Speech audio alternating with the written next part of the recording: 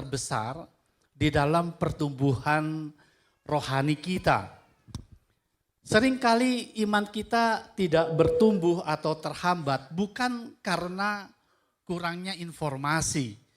Misalnya kita seringkali mendengar teguran, kita seringkali mendengar nasihat, larangan, petunjuk-petunjuk ataupun arahan-arahan.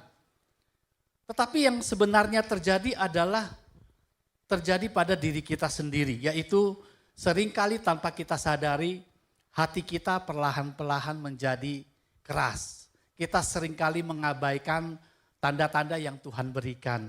Kadang-kadang kita bersifat cuek, ya ada suara hati yang Tuhan berikan untuk kita meresponi itu. Dan seringkali kita mengabaikan dan dimulai kita menjadi ragu akhirnya saudara. Dan kemudian kita menolak bahkan pada satu titik menjadi sesuatu yang benar menjadi salah dan salah menjadi benar. Itu semua terjadi seringkali karena kebiasaan hidup kita. Karena cara hidup kita, pola hidup kita yang seringkali kita tidak peka lagi terhadap suara Tuhan. Sebenarnya dia selalu berbicara di dalam setiap aspek kehidupan kita. Allah selalu berbicara lewat situasi dan kondisi yang sedang kita hadapi. Nah inilah saudara, kadang-kadang ketidakpekaan ini yang seringkali membuat kita menjadi lambat untuk meresponi apa yang sebenarnya Tuhan inginkan. Dan ini seringkali juga bukan hanya terjadi pada kita sesama manusia. Kadang-kadang orang tua kita menasihati kita abaikan begitu ya. Itu kan udah biasa mah begitu ya. Atau mungkin dari sahabat kita, dari saudara kita.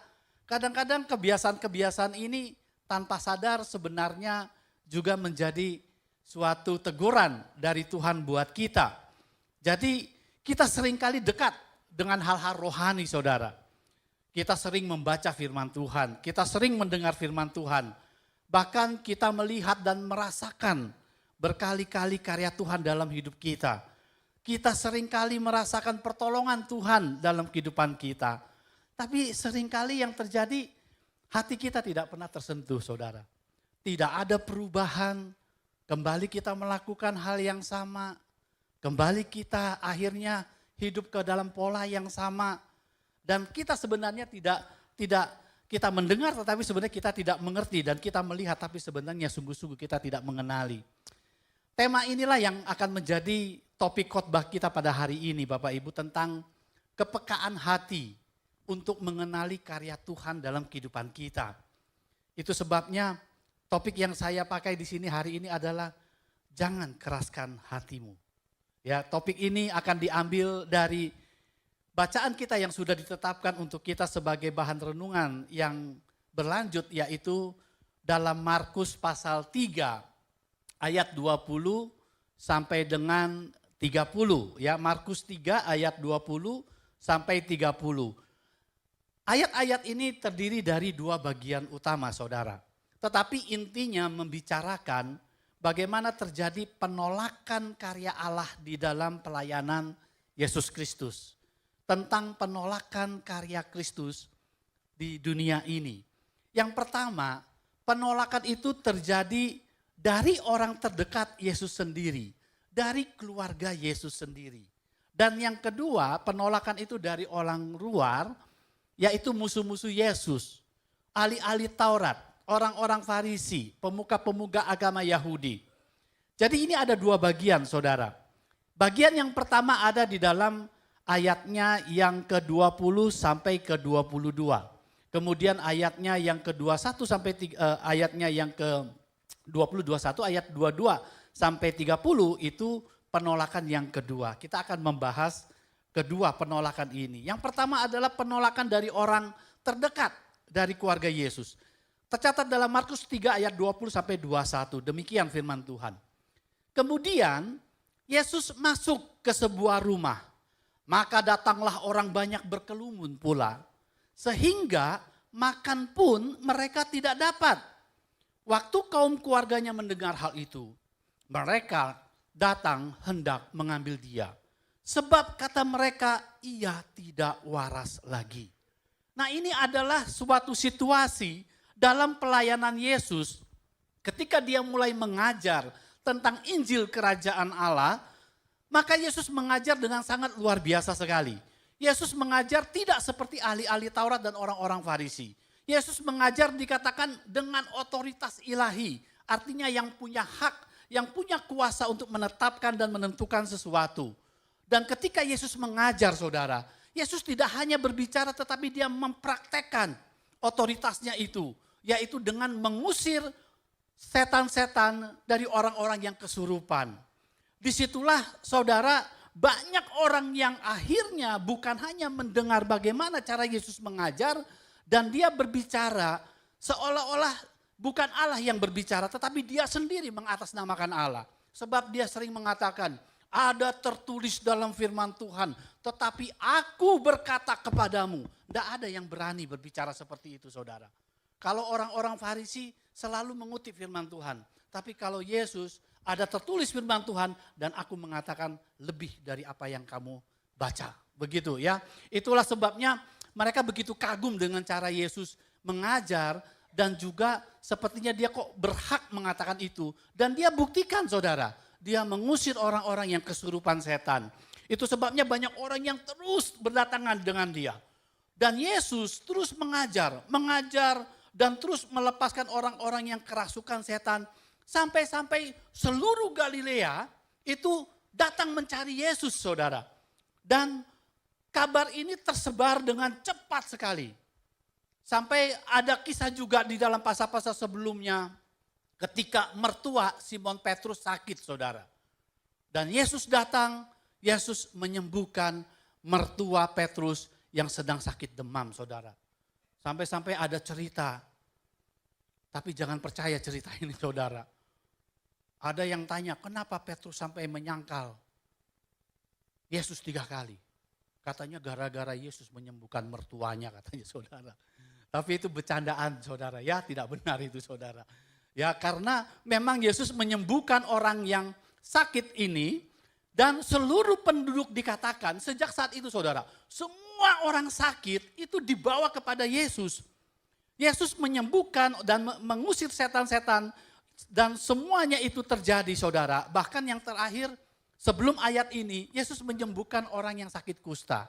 Orang yang sakit kusta kalau dalam zaman dulu itu, saudara, itu penyakit najis, saudara, ya, karena sangat menular dan itu menjadi kutukan Allah begitu. Jadi mereka layak untuk disingkirkan dan dibuang begitu sampai mereka benar-benar sembuh. Jadi semua ini membuat semua orang ingin mencari Yesus. Semua ingin mengalami kesembuhan. Orang-orang yang kesurupan, dia tahu bahwa Yesus sanggup mengusir setan-setan ini. Tetapi di balik antusiasme ini, saudara, ternyata ada orang-orang yang menolak. Yang pertama tadi kita baca adalah keluarganya sendiri, saudara. Di situ dikatakan keluarganya sendiri itu mengatakan, dikatakan di sini mengambil dia. Nah, kata mengambil di sini sebenarnya menarik dia, saudara, dengan paksa, ya, dengan kekuatan. Jadi kata menarik ini bukan hanya sekedar menarik, tetapi seperti menangkap Yesus dan menarik Yesus supaya dia menghentikan pelayanannya. Ada masalah di sini karena secara logis, saudara. Mungkin kalau kita pada waktu itu juga akan bertindak yang sama, saudara. Seperti orang-orang yang merasa pelayanan Yesus ini sangat aneh, saudara. Karena yang pertama, saudara, di dalam pelayanan Yesus, itu sepertinya Yesus itu menghujat Allah, saudara.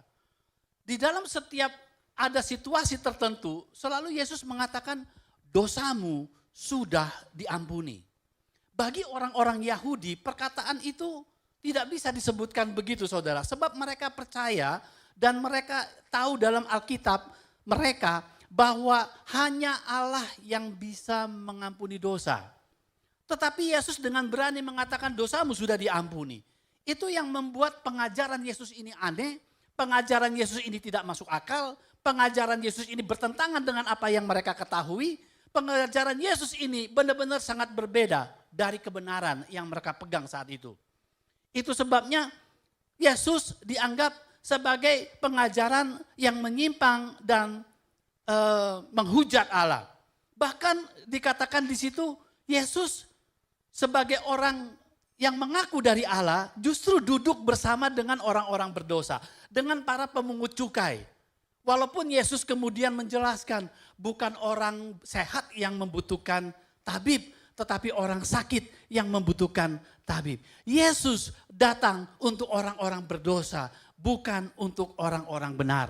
Itu sebabnya saudara, syarat pertama untuk kita diselamatkan adalah kita mau mengakui bahwa kita adalah orang-orang yang berdosa. Sebab dengan pengakuan kita bahwa kita adalah orang berdosa, berarti kita butuh penyelamat. Kita butuh yang namanya Yesus untuk membayar dosa-dosa kita. Sebab kita tidak mungkin sanggup membayar dosa-dosa kita sendiri. Ya, jadi disitulah seringkali Yesus begitu berbeda dengan apa yang selama ini mereka ketahui. Yesus tidak berpuasa, saudara. Ketika murid-murid Yohanes dan murid-murid orang Farisi mereka berpuasa, tapi murid-murid Yesus tidak berpuasa. Kemudian bekerja pada hari Sabat, memetik bulir-bulir gandum yang tidak diperbolehkan pada hari Sabat. Bahkan menyembuhkan orang yang tangannya lumpuh, yang tangannya lemah pada hari Sabat. Dan itu semua dilarang oleh orang-orang Yahudi pada waktu itu. Karena hal-hal seperti inilah akhirnya keluarganya sendiri merasa Yesus ini sudah tidak waras lagi. Ya, tidak waras di sini saudara jangan artikan bahwa selalu artinya gila gitu ya. Bukan saudara. Sebenarnya tidak waras lagi ini karena adanya terjadi satu pergumulan atau ketakjuban sebenarnya saudara ya. Ketakjuban di sini bahwa melihat pekerjaan Yesus yang luar biasa tetapi bertentangan dengan apa yang mereka pahami ya. Sebab di dalam Alkitab ada diceritakan dalam Kisah Para Rasul 8 ayat 9, di situ dikatakan ada seorang yang bernama Simon, dia itu tukang sihir, ya tukang sihir, melakukan sihir di kota itu dan menakjubkan rakyat Samaria. Jadi sihirnya itu hebat sampai rakyat di situ terheran-heran. Kata terheran-heran, kata menakjubkan itu sama dengan istilah Yesus tidak waras begitu. Jadi sebenarnya mereka takjub dan dengan pekerjaan Yesus, tapi nggak masuk akal begitu loh, ya nggak masuk akal, bertentangan dengan semuanya, makanya terjemahannya Yesus tidak waras lagi begitu ya. Tapi sebenarnya bukan artinya dia gila gitu, tapi ini sudah sangat bertentangan. Nah disinilah saudara-saudara situasi yang dihadapi ini banyak orang sebenarnya yang dari seluruh Israel akhirnya semua datang kepada Yesus. Baik dari Yehuda, ya dari Samaria, bahkan dari seberang sungai Yordan, Idumea. Ya, itu di luar Israel. Mereka semua datang ke Galilea hanya untuk bertemu dengan Yesus, saudara. Dan situasi seperti inilah tadi dikatakan setelah Yesus masuk ke dalam rumah, semua orang pada mencari dia. Sampai-sampai mereka tidak sempat untuk makan. Ada satu peristiwa lagi sampai-sampai Yesus terhimpit begitu ya. Nggak bisa bergerak saudara. Sampai-sampai Yesus memerintahkan murid-muridnya untuk ke tengah danau dengan perahu karena sudah nggak bisa bergerak saudara. Saudara bisa bayangkan ya kerumunan seperti begitu. Banyak orang datang. Dan disinilah saudara Yesus akhirnya kemudian ditarik oleh saudara-saudaranya. Memang ada dua alasan. Yang pertama karena saudaranya takut saudara ya. Jadi ketika Yesus mulai mengajar dengan cara yang luar biasa ini, banyak orang-orang Yahudi ingin menangkap dia. Banyak orang-orang Yahudi ingin membunuh dia. Jadi kalau saudara baca, orang-orang ahli Taurat ini mulai bersekongkol dengan Herodian. Jadi pengikut-pengikut Herodes yang ingin menangkap Yesus ya. Mungkin keluarganya takut Yesus nanti membuat masalah di dalam keluarganya. Jadi dia mengamankan Yesus begitu. Tetapi ada juga yang menafsirkan bahwa sebenarnya keluarganya juga nggak percaya saudara. Dan itu dicatat. Dicatat di dalam Yohanes pasal 7 ayat 5. Di situ dikatakan sebab saudara-saudaranya sendiri pun tidak percaya kepadanya. Jadi saudara-saudaranya nggak percaya. Walaupun Alkitab tidak menjelaskan kenapa keluarganya menarik Yesus dengan paksa ya. Jadi kalau lihat referensi Alkitab sebenarnya keluarganya juga nggak ada yang percaya bahwa dia adalah Mesias itu.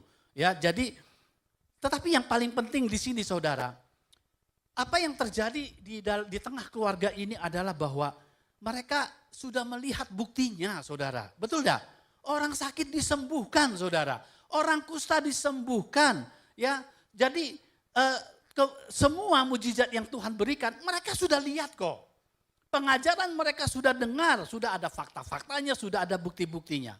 Tapi yang menjadi mereka tidak percaya karena ini berbeda dengan apa yang mereka pahami sampai hari ini. Mereka tidak bisa terima karena itu bertentangan dengan pengetahuan mereka, dengan pola hidup yang sudah mereka jalani. Itu sebabnya walaupun sudah ada bukti, walaupun sudah ada tanda, tetap saja mereka mengeraskan hati. Mereka melarang Yesus untuk melakukan pelayanannya saudara. Itu penolakan yang pertama dari keluarga sendiri. Dan ayat selanjutnya itu muncul penolakan dari orang-orang Yahudi khususnya ahli Taurat saudara. Kita membaca ini dari ayat 22 sampai 30. Ya, ayat 22 sampai 30 di situ dikatakan dan ahli-ahli Taurat yang datang dari Yerusalem berkata, ia kerasukan Beelzebul dan dengan penghulu setan ia mengusir setan. Kemudian Yesus memanggil mereka, lalu berkata kepada mereka dalam perumpamaan. Bagaimana iblis dapat mengusir iblis? Kalau suatu kerajaan terpecah-pecah, kerajaan itu tidak dapat bertahan. Dan jika suatu rumah tangga terpecah-pecah, rumah tangga itu tidak dapat bertahan. Demikian juga kalau iblis berontak melawan dirinya sendiri, kalau ia tidak terbagi-bagi, ia tidak dapat. Kalau ia terbagi-bagi, ia tidak dapat bertahan. Melainkan sudahlah tiba kesudahannya. Tetapi tidak seorang pun dapat memasuki rumah seorang yang kuat untuk merampas harta bendanya apabila tidak diikatnya dahulu orang kuat itu. Sesudah itu barulah dapat ia merampok rumah itu. Aku berkata kepadamu, sesungguhnya semua dosa dan hujat anak-anak manusia akan diampuni. Ya, semua hujat yang mereka ucapkan. Tetapi apabila seorang menghujat Roh Kudus, ia tidak mendapat ampun selama-lamanya. Melainkan bersalah karena berbuat dosa kekal. Ia berkata demikian karena mereka katakan bahwa ia kerasukan setan. Nah, Bapak Ibu yang terkasih di dalam Tuhan. Tidak, saudara, di sini situasi yang begitu heboh dan viral. Datang juga ahli-ahli Taurat dari Yerusalem. Dan banyak yang mereka juga dikirim untuk memeriksa apa yang terjadi di kejauhan sana. Jadi ahli Taurat yang dari Yerusalem ini mengatakan Yesus ini kerasukan penghulu setan yaitu Beelzebul. Dengan Beelzebul lah dia mengusir setan. Nah saudara-saudara, ahli Taurat pada zaman Yesus itu berbeda dengan orang Farisi saudara. Ini bicara profesi saudara. Ahli Taurat itu kerjaannya meneliti teks-teks Alkitab. Ahli Taurat itu yang menafsirkan Alkitab saudara. Jadi ini adalah ahli-ahli kitab, ahli-ahli Taurat. Kalau sekarang itu teolog-teolog saudara. Seperti saya saudara dosen, kutak-katik Alkitab saudara. Tapi saya bukan ahli Taurat saudara. Ya itu ahli Taurat. Nah ahli Taurat itu dia meneliti teks-teks Alkitab, dia menerjemahkan teks-teks, menafsirkan teks-teks Alkitab. Makanya istilah yang digunakan adalah gramatetes gitu ya, jadi gramatika, ahli grammar gitu ya. Itu orang ahli Taurat saudara, tapi kalau orang Farisi itu lebih bicara aliran. Paulus itu orang Farisi, dia biasanya praktisioner, dia yang mengajar kepada jemaat, dia yang menuntun jemaat begitu. Jadi Farisi ini lebih bicara aliran yang ada di orang-orang Yahudi seperti itu saudara. Mereka yang mengajar. Tetapi Paulus juga ahli dalam Taurat ya, bukan berarti karena ahli Taurat itu lebih bicara profesi. Tetapi Paulus itu ahli Taurat, tetapi dia adalah orang Farisi ya. Orang Farisi yang mengerti tentang Taurat. Jadi saudara bisa bayangkan enggak kalau tiba-tiba ada profesor begitu yang ahli tentang kitab suci yang sangat diakui. Kalau sekarang mungkin saya percaya teolog-teolog itu juga banyak yang tidak diakui saudara ya. Tergantung teolog mana dulu begitu. Tapi kalau zaman dulu saudara, teolog ini memang sudah mendedikasikan hidupnya sepenuhnya itu untuk mengembangkan teks-teks kitab suci ini. Saudara bisa bayangkan mereka itu kembali dari perbudakan saudara. Perbudakan di Babel itu selama 70 tahun. Mereka sudah kehilangan kitab suci mereka saudara. Mereka sudah tidak ada lagi saudara pegangan untuk mereka bacakan dalam ritual-ritual dalam ibadah-ibadah. Itu sebabnya ketika mereka kembali ke tanah perjanjian, Gerama Tetes inilah saudara, orang-orang ahli Taurat ini saudara, yang menentukan bagaimana kehidupan iman mereka untuk kembali menerima berkat-berkat Allah. Jadi suara mereka sangat didengar saudara. Tetapi apa yang terjadi? Justru mereka yang menafsirkan pelayanan Yesus itu berasal dari setan saudara. Berasal dari iblis. Berasal dari penghulu setan, Beelzebul. Itu sebabnya Yesus menantang mereka saudara. Yesus mengatakan dengan perumpamaan supaya mereka berpikir secara logika. Ya kadang-kadang orang pintar logikanya kelewatan jadi logikanya nggak nyambung saudara. Saking pintarnya kadang-kadang nggak nyambung, sebenarnya karena hatinya yang tidak nyambung saudara. Jadi Yesus menggunakan perumpamaan. Seharusnya kalian berpikir, kalau iblis melawan iblis, mungkin nggak kerajaannya bisa tetap bersatu? Seandainya di dalam keluarga terjadi perpecahan, mungkin nggak keluarga itu bertahan? Jadi sebenarnya Yesus memberikan satu logika yang sederhana saudara. Logika yang harusnya mereka berpikir, tidak mungkin setan mengusir setan, tetapi disinilah saudara Yesus kemudian menekankan tentang satu perumpamaan. Tetapi dikatakan tidak seorang pun dapat memasuki rumah seorang yang kuat untuk merapas harta bendanya. Apabila tidak diikatnya dulu orang kuat itu, sesudah itu barulah dapat ia merampok rumah itu. Jadi sebenarnya Yesus sedang mengajarkan kepada orang-orang di sana saudara. Yesus datang itu untuk merampas kita dari tangan-tangan kuasa kegelapan saudara. Yesus datang ke dunia ini bukan hanya sekedar menyelamatkan kita saudara. Bukan itu saja saudara. Tapi dia datang untuk menghancurkan kuasa iblis. Sebab kita belajar dari 1 Yohanes 3 ayat 8. Di situ dikatakan untuk inilah anak Allah dinyatakan supaya dia membinasakan perbuatan-perbuatan iblis. 1 Yohanes 5 ayat 19. Seluruh dunia ini berada di dalam kuasa si jahat. Bahkan Paulus berbicara tentang kuasa-kuasa kegelapan ini saudara. Di situ dikatakan dalam Kolose 1 ayat 13. Yesus telah melepaskan kita dari kuasa kegelapan dan memindahkan kita ke dalam kerajaan anaknya yang terkasih. Jadi sebenarnya saudara, proses yang Yesus lakukan bagaimana dia menyelamatkan kita, bukan hanya sekedar dia memanggil kita saudara, tapi dia kalahkan dulu ikatan-ikatan iblis itu saudara. Ada terjadi peperangan spiritual yang kita tidak sadari. Ada terjadi peperangan melawan kuasa-kuasa kegelapan yang mungkin kita tidak pernah pahami saudara. Sebab Yesus sendiri pertama kali adalah mematahkan kuasa si iblis itu. Dan dia merampas kita dari kuasa itu. Dan Yesus menggunakan perumpamaan ini. Jadi dia mengatakan orang kuat yang menjaga itu harus diikat dulu. Harus dilumpuhkan dulu. Barulah orang bisa merampasnya harta bendanya. Dan itu yang Yesus lakukan. Dia mengusir-ngusir setan saudara. Sebagai bentuk atau wujud untuk memberitakan kepada kita bahwa sesungguhnya kuasa kegelapan ini terus bekerja sampai akhir zaman. Makanya kalau saudara lihat Alkitab saudara, saudara pernah lihat Alkitab saudara? Saudara punya Alkitab kan ya? Dari kitab Kejadian saudara. Kitab Kejadian pasal pertama, itu kan masalahnya lawan iblis ya saudara ya. Yang bikin masalah kan iblis saudara. Sehingga manusia jatuh ke dalam dosa. Manusia jatuh ke dalam sakit penyakit, penderitaan, ya. Peperangan, kelaparan, semua itu akibat dosa saudara. Dan Tuhan mengizinkan itu terjadi supaya manusia belajar berharap kepada Dia. Dan Tuhan izinkan itu terjadi supaya manusia belajar mengenal Dia lewat setiap perkara yang mereka lalui. Itu sebabnya Tuhan mengizinkan itu semua terjadi, saudara. Dan satu persatu Tuhan pimpin terus bangsa Israel sampai kepada gerejanya hari ini.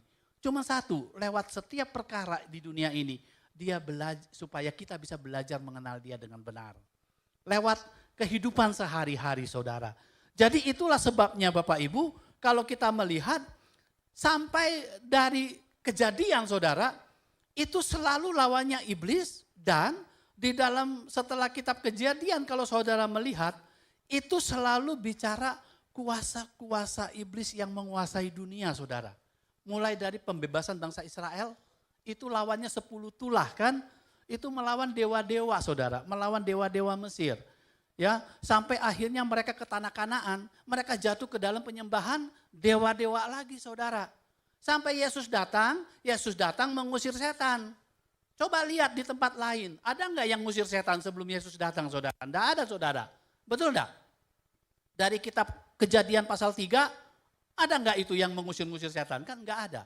Tapi ketika Yesus datang, dia tunjukkan bahwa dia sanggup mengusir setan. Bahwa kuasa iblis pun tunduk kepada dia. Makanya setiap kali setan-setan itu ketemu Yesus, dia mengatakan, hendak apakah engkau, hai anak Allah?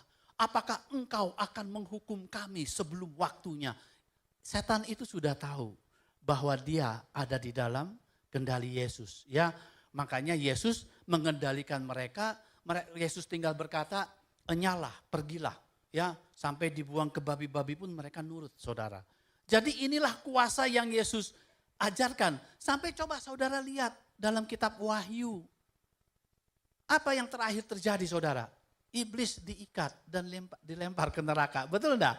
Ya, jadi sebenarnya saudara, kita ini manusia hidup di sini, saudara. Sebenarnya kita itu terjebak, saudara. Dalam peperangan antara Allah dengan iblis, saudara. Kita itu terjebak di dalam peperangan antara Allah dengan iblis. Ya, sama seperti Israel berperang dengan Iran, banyak orang-orang Kristen yang terjebak di situ, saudara. Ya, jadi kita ini sebenarnya terjebak dari dua peperangan itu. Dan itulah yang Yesus lakukan.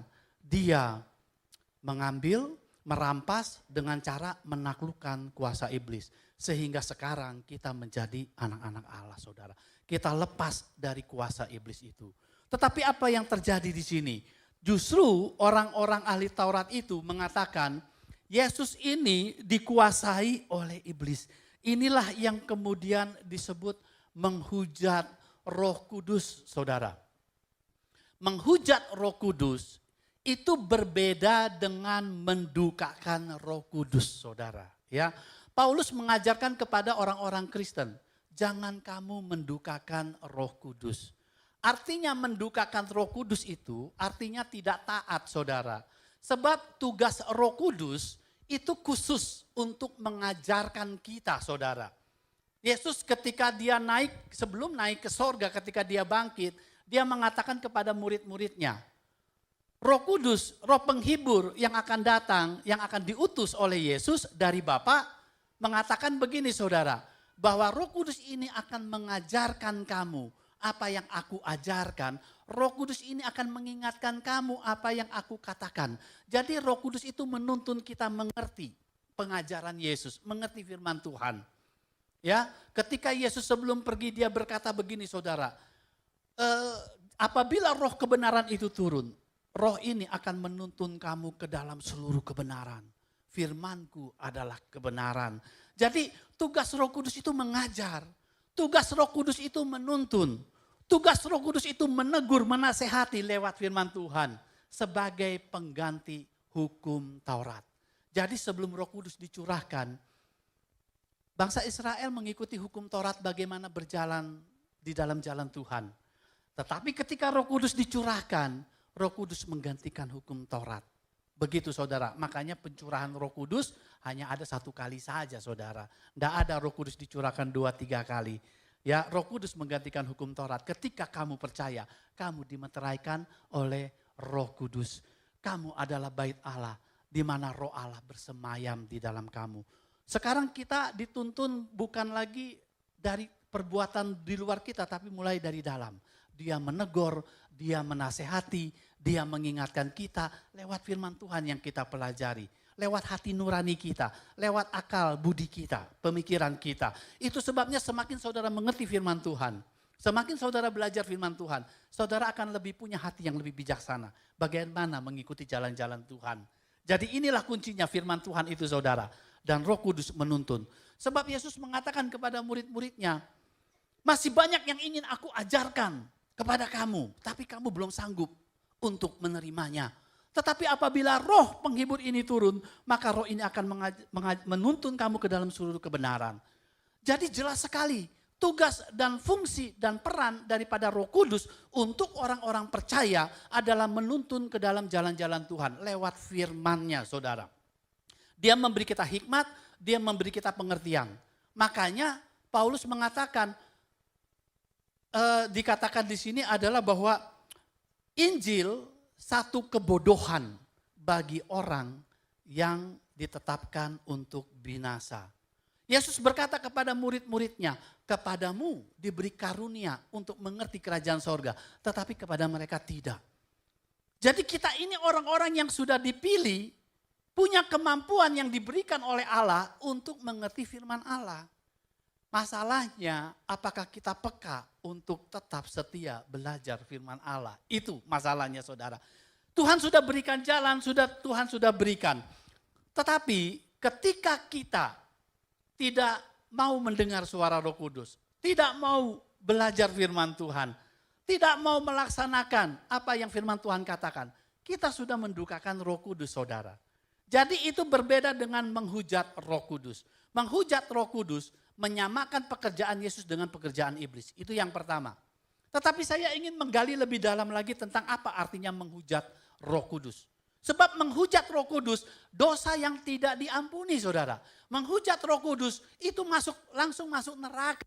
Tidak ada ampunnya saudara. Semua hujat anak manusia, ya semua perkataan-perkataan hujat manusia dan dosa-dosa itu bisa diampuni. Hanya satu, menghujat Roh Kudus. Itu enggak ada ampunnya saudara. Apakah mungkin kita orang percaya bisa menghujat Roh Kudus? Maka jawabannya saudara, tidak bisa. Jadi kita ini orang yang percaya tidak mungkin dapat menghujat Roh Kudus. Mengapa saudara? Karena kita tahu dari firman Tuhan saudara. Firman Tuhan mengatakan begini dalam Yohanes 16 ayat 7 sampai 11. Sebelum Yesus pergi ke sorga. Kan sekarang kita lagi merayakan kebangkitan Yesus. Ya 40 hari kemudian nanti Yesus terangkat ke sorga. Sebelum dia terangkat, dia bicara sama murid-muridnya begini. Adalah lebih berguna bagi kamu jikalau aku pergi. Sebab kalau aku tidak pergi, Roh Kudus itu tidak datang. Jadi Roh Kudus datang itu cuma sekali saudara. Enggak datang berkali-kali. Menggantikan Yesus naik ke sorga. Sekarang yang bekerja bukan Yesus saudara. Yesus tinggal di tempat Bapa sampai kedatangannya yang kedua kali. Bukan berarti Yesus enggak bekerja. Dia adalah Allah yang selalu bekerja. Begitu, tapi dalam pribadinya sekarang digantikan oleh Roh Kudus. Roh Kudus ini sekarang zamannya Roh Kudus, era Roh Kudus. Yesus menyediakan tempat bagi kita di sorga sampai nanti dia kembali yang kedua kali. Tapi aku tidak menjadikan engkau yatim piatu. Dia mengirimkan roh penghibur, roh penolong yaitu Roh Kudus. Menggantikan kita untuk menuntun kita sampai akhir zaman. Jadi yang sekarang bekerja bersama dengan kita adalah Roh Kudus saudara secara pribadi. Tapi karena Roh Kudus adalah Allah, Roh Kudus adalah Roh Kristus, maka dia adalah satu Allah begitu ya. Kalau saudara bingung enggak apa-apa, terima saja, amin saja begitu ya. Tapi sekarang Roh Kudus yang bekerja saudara. Yesus sedang menantikan sampai waktunya tiba dia akan turun kembali. Ya, Roh Kudus diangkat dan dia yang akan turun untuk memerintah selamanya saudara. Jadi sekarang Roh Kudus ini apa dikatakan Yesus? Dia dikatakan kalau Roh Kudus datang, jadi sudah datang waktu hari Pentakosta itu saudara. Kalau Roh Kudus itu datang, Roh ini akan menginsafkan dunia akan dosa, akan kebenaran dan penghakiman. Jadi Roh Kudus menginsafkan akan dosa, kebenaran dan penghakiman. Kenapa akan dosa? Karena mereka tetap tidak percaya kepadaku. akan kebenaran karena aku pergi kepada Bapa dan kamu tidak melihat aku lagi, akan penghakiman karena penguasa dunia ini sudah dihukum. Jadi tugas Roh Kudus saudara itu menginsafkan dunia. Kata menginsafkan di sini artinya to convict saudara. Kalau dalam pengadilan, kalau dari hakim itu saudara, dia memutuskan, dia mengetuk palu. Jadi Roh Kudus memastikan, Roh Kudus mengkonfirmasikan, Roh Kudus menegaskan dan memastikan. Jadi seperti hakim yang mengetuk palu itu maksudnya. Jadi ketika Roh Kudus menjamah kita, maka kita sadar bahwa kita orang berdosa. Ketika Roh Kudus itu datang, kita sadar bahwa kita perlu dibenarkan. Ketika Roh Kudus menjamah kita, kita sadar bahwa kita tidak lagi akan dihakimi. Itu Roh Kudus memastikan kita saudara. Nah itu sebabnya kalau menghujat Roh Kudus saudara, artinya menolak Yesus begitu ya. Menghujat Roh Kudus artinya menolak Yesus. Sebab Roh Kudus menginsafkan dunia akan dosa sebab mereka tidak percaya kepadaku. Maka mereka tetap berdosa sebab Yesus adalah penebus dosa kita. Roh Kudus akan mengisapkan dunia akan kebenaran sebab aku pergi kepada Bapa. Tidak ada seorang pun yang dapat datang kepada Bapa kecuali melalui aku. Yesus adalah jalan kebenaran dan hidup. Jadi menolak Roh Kudus sama juga menolak Yesus begitu loh. Dan kemudian mereka dikatakan Roh Kudus akan menginsafkan dunia akan penghakiman. Jadi memutuskan dalam pengadilan itu ya, to convict, untuk menghakimi. Sebab dikatakan sebab seluruh kuasa dunia ini sudah dikalahkan. Artinya setiap orang yang percaya tidak lagi akan dihakimi, tetapi beroleh hidup kekal. Jadi menghujat Roh Kudus sama dengan tidak percaya Yesus. Kalau tidak percaya Yesus ya enggak selamat saudara.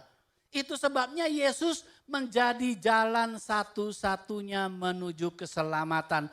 Dan tidak ada cara lain dan jalan yang lain saudara.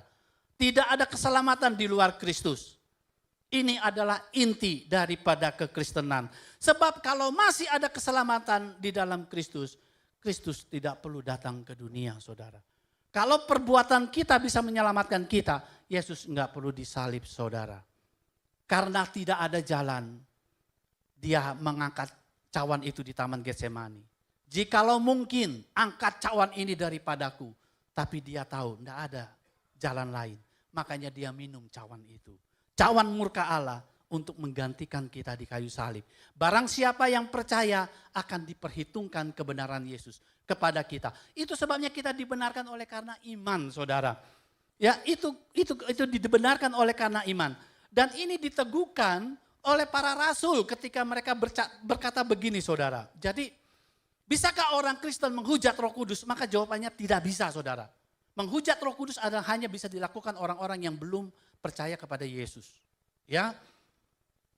Tadi saya sudah jelaskan, di dalam Kisah Para Rasul mengatakan begini, tidak ada di dalam siapapun juga selain di dalam Yesus, sebab di dalam kolong langit ini tidak ada nama lain yang diberikan kepada manusia yang olehnya kita bisa diselamatkan.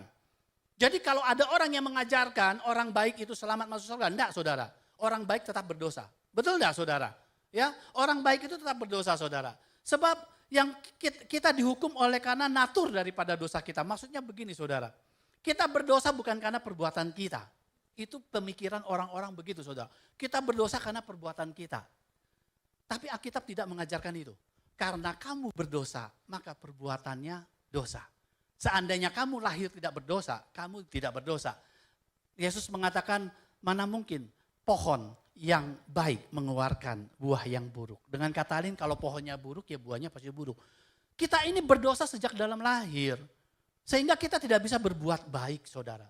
Atau kita berbuat baik tapi tetap dosa itu tetap ada. Betul enggak saudara? Siapa di sini yang sudah terima Yesus tapi enggak berdosa lagi saudara? Angkat kaki dari sini. Siapa yang terima Yesus? Kita tetap masih bisa jatuh ke dalam dosa. Kita bergumul ya.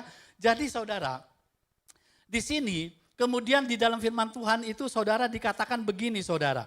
Di dalam 1 Korintus 12 ayat 3. Ya, coba kita tampilkan bisa enggak supaya ini saudara yakin. Sebab masih banyak orang Kristen yang takut saudara.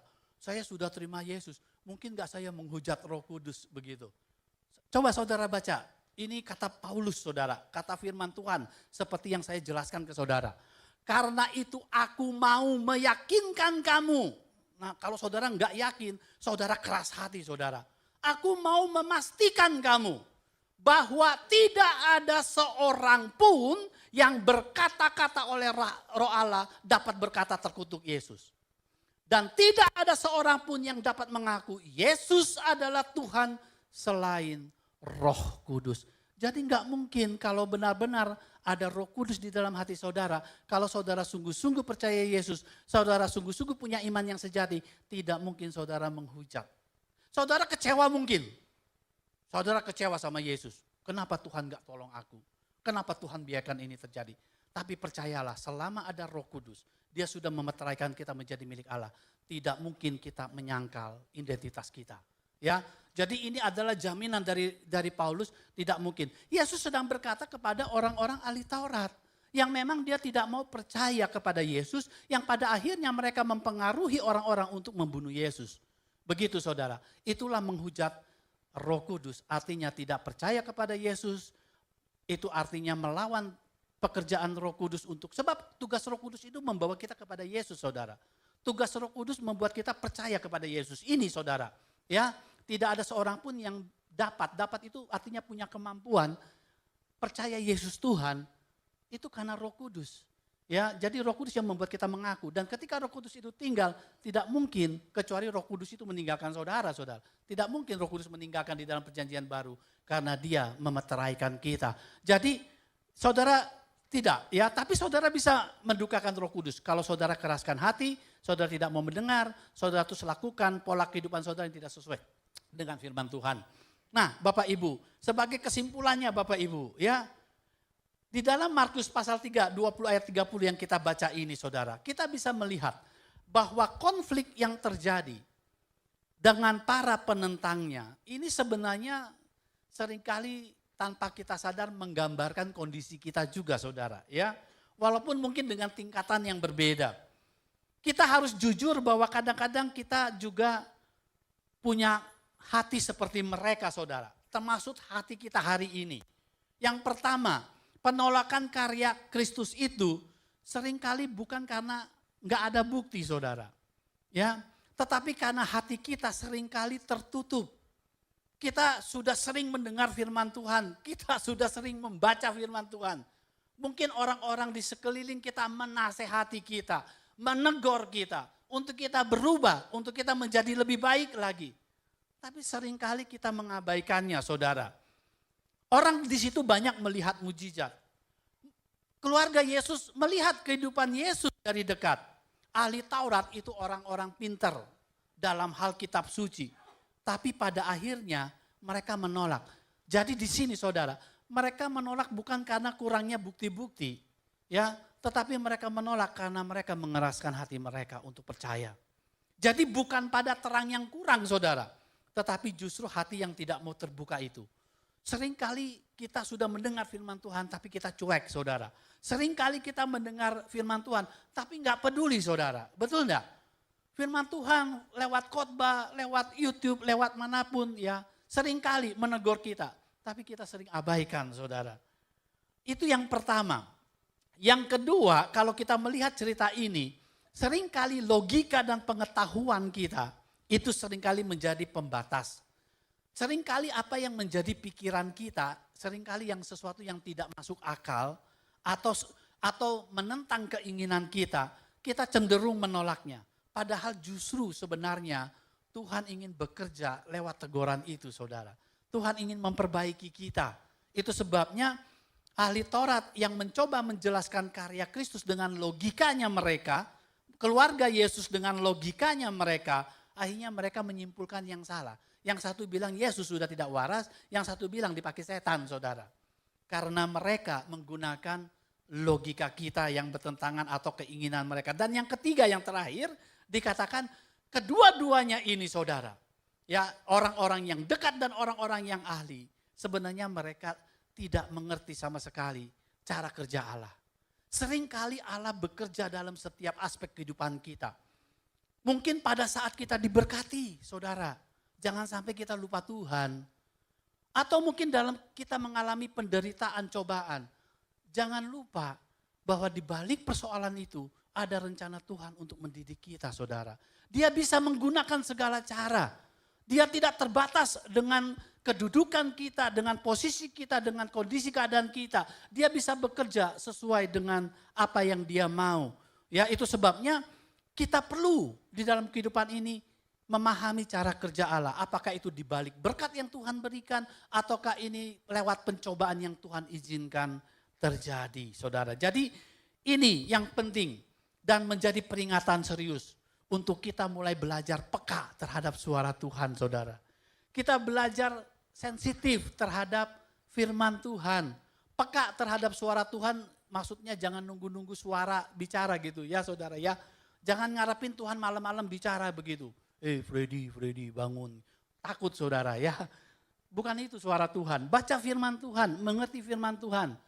Roh Kudus menegur saudara lewat firman Tuhan. Menuntun saudara lewat firman Tuhan. Kita belajar peka dan kita lakukan. Maka percayalah, di balik setiap persoalan yang kita hadapi, ada rencana yang indah itu. Yang mungkin kita tidak pernah mengerti saudara. Mungkin kita tidak pernah sadari. Tapi kalau kita tetap berserah kepada Tuhan, tetap kita percaya kepada Tuhan, ada sesuatu yang ingin Tuhan ajarkan kepada kita. Dan disitulah rencana Tuhan akan digenapi lewat kehidupan kita. Amin saudara. Mari kita belajar untuk lebih peka terhadap suara Tuhan. Periksa hati kita dengan jujur. Masihkah kita seringkali mengabaikan teguran Tuhan? Kita belajar merendahkan diri. Kita peka terhadap Roh Kudus. Sungguh-sungguh mengenal Kristus dengan pengertian yang benar. Mari kita berdoa. Bapa kembali.